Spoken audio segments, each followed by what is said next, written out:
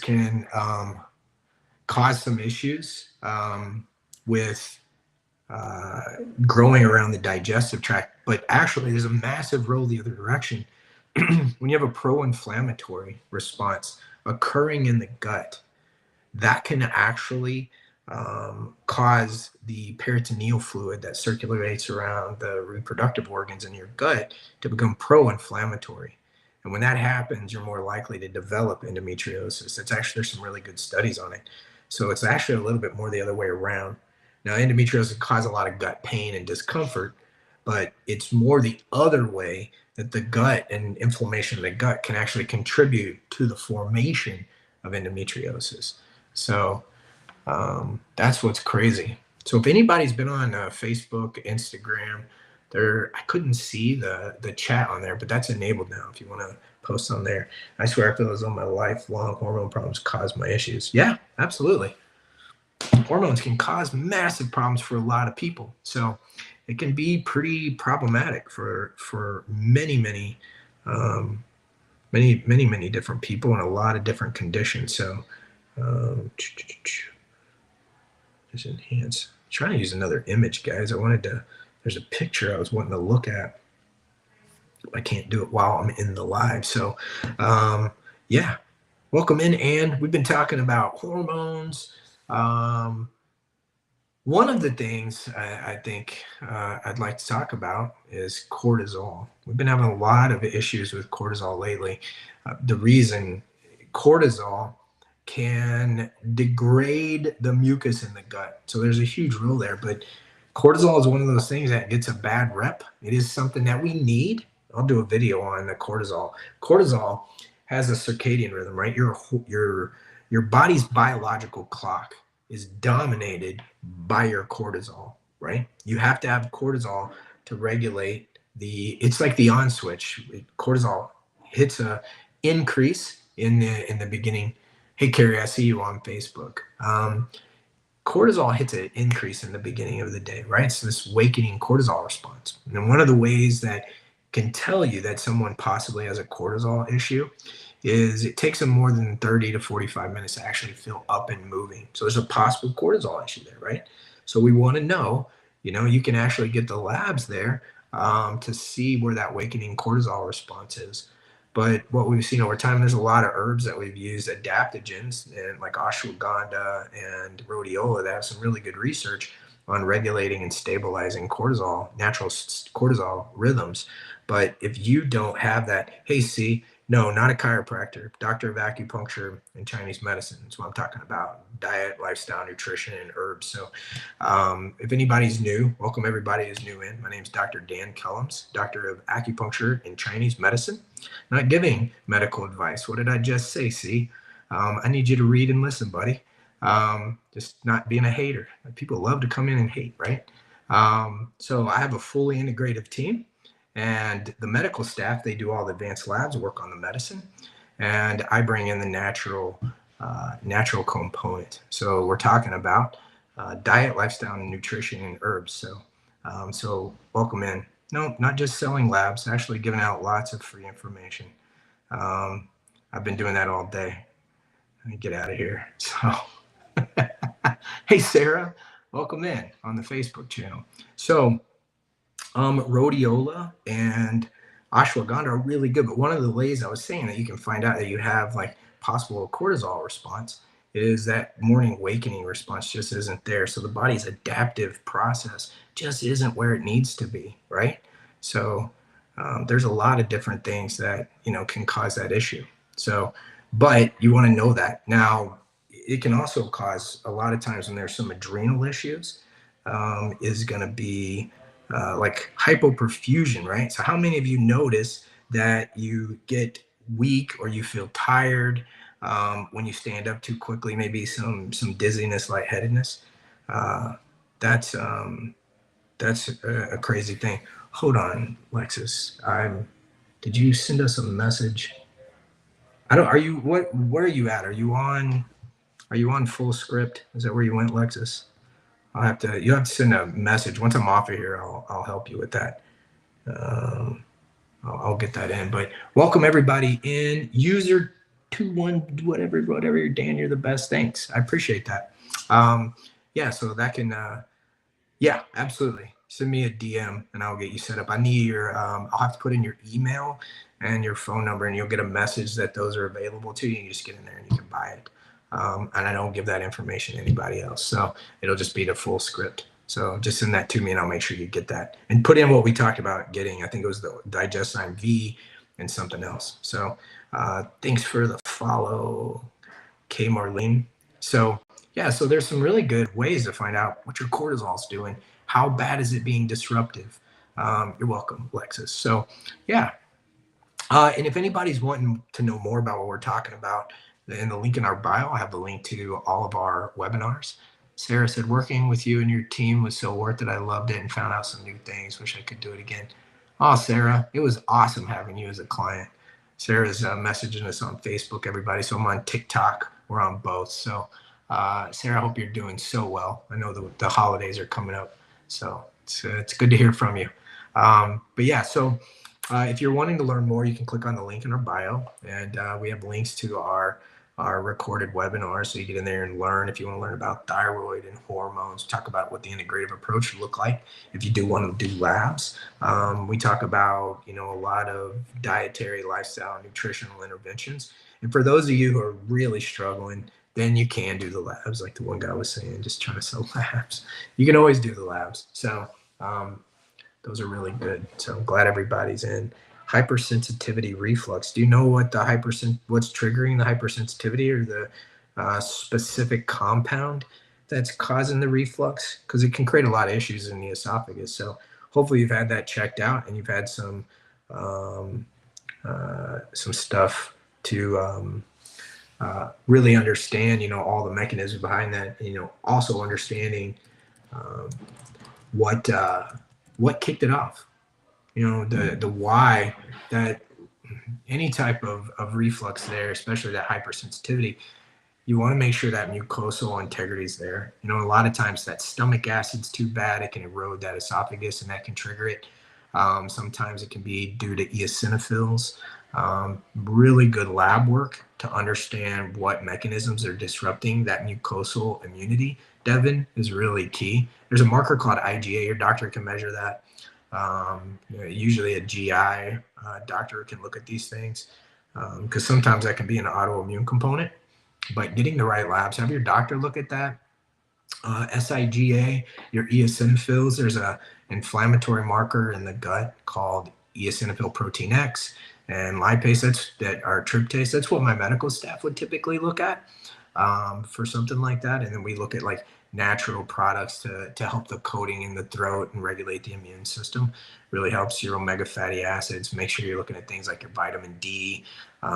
Make sure, anti-inflammatory diet is really key. And that's really hard when you have that. And I hate that you have it because, when the mucosal lining in your throat, your gut, or, it's just like if your skin was really bad sunburn, you're sensitive to everything. So it's hard to narrow that stuff down. So one thing I can tell you to reduce the sensitivity is just really, really, really chew your food, because most responses are to the food protein. And if you can fully break down that protein, you minimize some of your inflammatory responses right there. Hope that helps. Oh my God, my IgA is so low on my GI map. Yeah, you need to build that up, Lexus. That's going to make you, it lets things get in that you don't want in. That can actually worsen like vasculitis or the endometriosis. Those things are really key. So yeah, welcome in everybody. We're talking about integrative approaches, where to go, what to look for, any type of thing that's causing long-term issues for people. So appreciate everybody being on today. I'm going to wrap up in about the next 11 minutes. If anybody has any outstanding questions, I'll be back on tomorrow morning. I just actually had some time to jump on today. This worked out great. Crazy how docs don't say anything about this. I talk about this a lot. Nikki, Dan is the best. Thanks, Nikki. Hope you're doing well. So one of the things I talk about quite a bit in pretty much all the webinars, because people ask me that constantly, is, I get two questions the most. Does insurance cover what you do? And why is my doctor not doing this? And we don't take insurance. It ties our hands. We can't do tests like the GI map or the Dutch test, but there's a reason we do that way. There's an article called "When the Evidence Says No, but Doctors Say Yes," and it's about how far behind our medical system is in the current research. And you can take an integrative approach by looking at that. So that really helps. Thanks, Nikki. Sarah, yeah. Hi, Sarah, I'm going to make sure that you get a welcome email from our system so you can get back in there and look at those labs. I'm going to do that right now. It's a good question. So we're on all platforms. I got current clients, old clients. That's right, Supiaski. Our nothing we do is evidence-based. And I've said that so many times. Everything we do is evidence-based. Get out of here. My God. Some people, it's awesome how people do you think people just should put on their name like, I'm a troll, I'm going to get in and say stuff. Everything we do is evidence-based. Get out of here. You don't know anything. You don't even know what you're talking about. Everybody has a voice when they can have a voice, right? It's crazy. So, Sarah, I just sent you a welcome email so you can get in there and see your lab work. All right. Let's see. I reached out to the number you provided. Cool. Awesome, Tabby. Hopefully that'll help farmer. I've been trying to get my Hashimoto's in remission. No luck. Any ideas?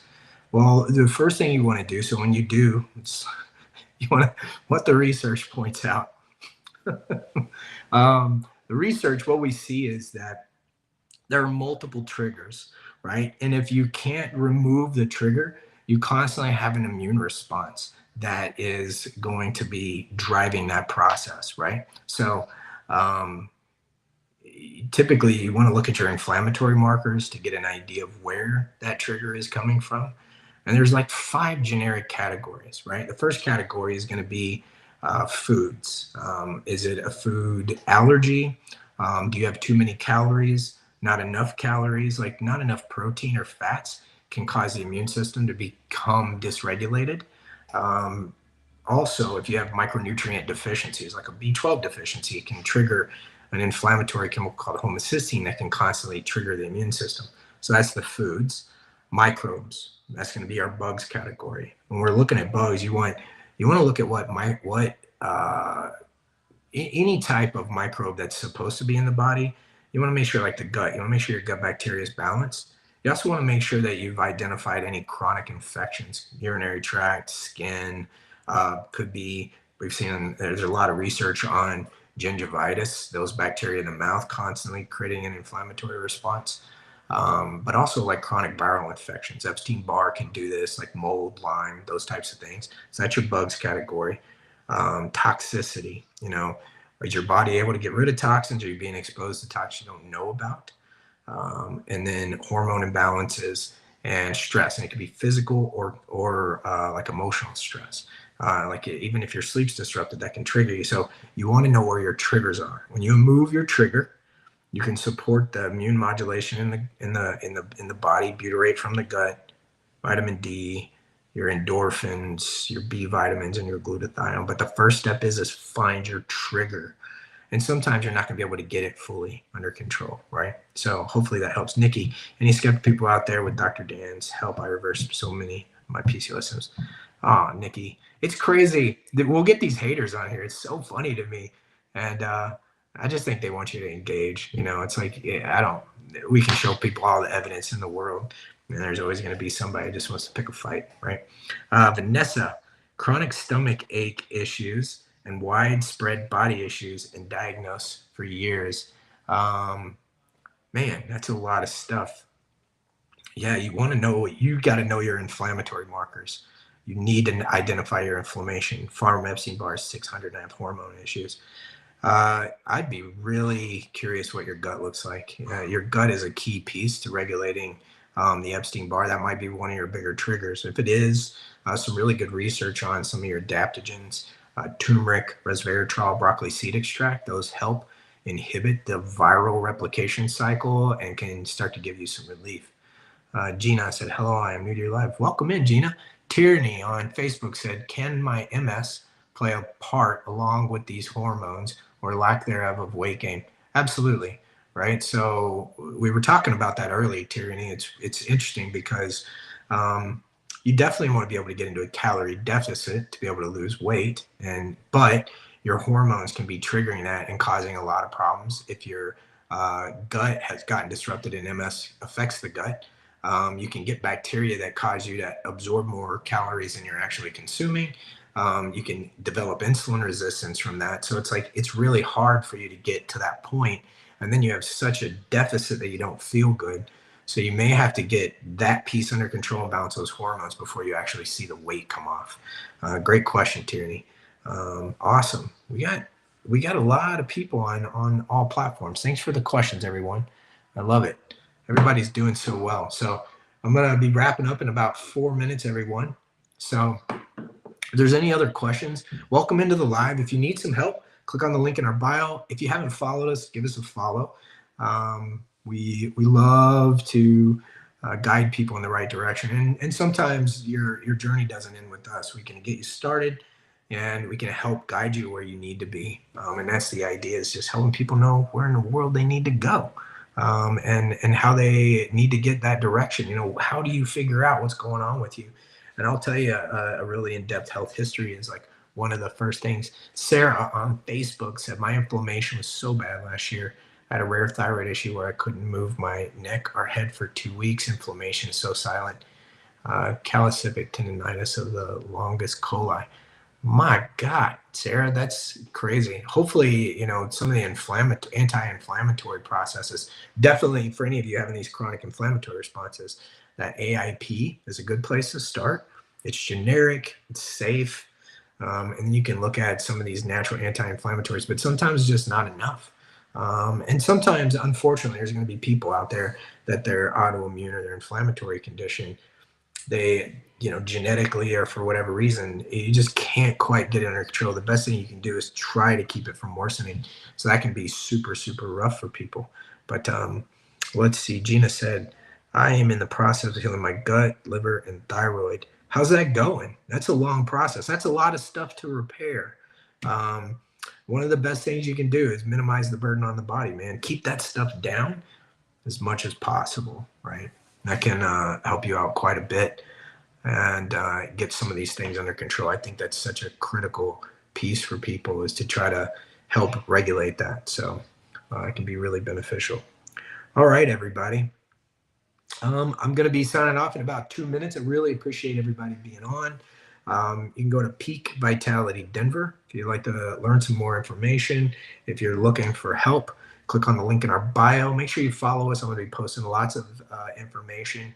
And if you have people out there that you think that could benefit from this, it's like the season of giving, right? So, if people would just learn from the information that I'm putting out there, and we change one life by getting people in the right direction, share the information with them. It's I do try to provide quite a bit. It's the people that they've tried it on their own and they just can't quite get there that we really want to give them an opportunity to work with myself and my team, because they're pretty amazing. Like I said, we're in Tucson. We're also in Colorado, but we work with all 50 states. So I just want to thank everybody for being here. Like I said, we're about to wrap up. Everybody, thanks for all the new follows, everybody new to the feed. Hope everybody has an amazing week. We'll be back on early tomorrow morning. Gina said, I started drinking moringa, super greens, matcha green tea, and organic fruit juice for detox. Awesome. Just make sure you're getting plenty of fiber in there, Gina. If you're getting too many simple sugars without the fiber in the juice, those glucose and insulin surges can trigger the inflammation that you don't want. So just be careful with that. That's a huge key piece. All right, everybody. With that note, Gina, you were the last commenter. Thanks so much. Everybody, have a wonderful Monday, regardless of what platform you were on. We'll see you soon. And everybody, take care.